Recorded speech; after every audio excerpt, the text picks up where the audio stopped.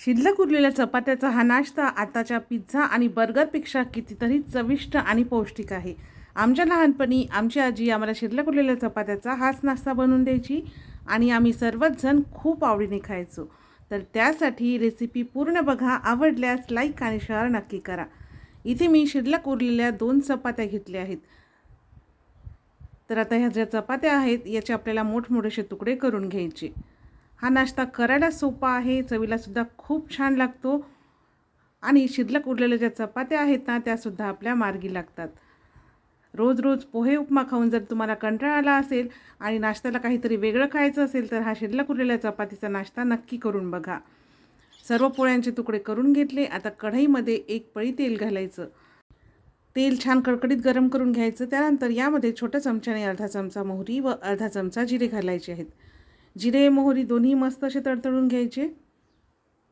त्यानंतर इथे बारीक कापलेल्या 5 ते 6 लसूण पाकळ्या घातल्या आहेत. एक मध्यम आकाराचा कांदा बारीक कापून घातला आहे.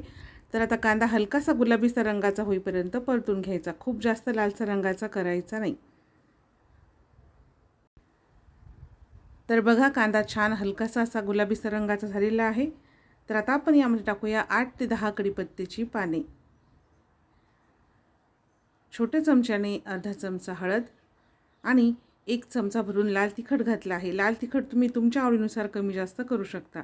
हळद आणि लाल तिखट घातल्यानंतर व्यवस्थित परतून घ्यायचं. आवडत असेल तर यामध्ये बारीक कापलेला टोमॅटोसुद्धा टाकू शकता. आता इथे मी एक छोटा लोटा भरून पाणी घेतलं आहे. पाणी भरपूर घालायचं आहे जेणेकरून नाश्ता शिजल्यानंतर यामध्ये थोडासा रस्सा राहिला पाहिजे. आता यामध्ये अर्धा चमचा धनेजिरे पूड व पाव चमचा गरम मसाला घातला आहे. चवीनुसार मीठ घालायचं व आपला नाश्ता मस्त चटपटीत व्हावा यासाठी यामध्ये मी थोडीशी चिंच घालत आहे. चिंचेच्या ऐवजी तुम्ही कैरीसुद्धा टाकू शकता.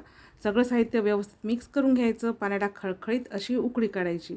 पाण्याला मस्त अशी उकळी आली की जे पोळीचे तुकडे करून घेतले आहेत ते यामध्ये घालायचे. व्यवस्थित असे मिक्स करून घ्यायचे.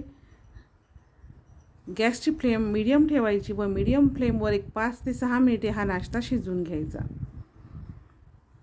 मीडियम गॅसवर 5 ते 6 मिनिटे हा नाश्ता शिजवून घेतला. बघू शकता पोळीचे तुकडे मस्त मऊसूत असे झाले आहेत आणि त्यानंतर या नाश्त्यामध्ये थोडासा रस्सासुद्धा आहे.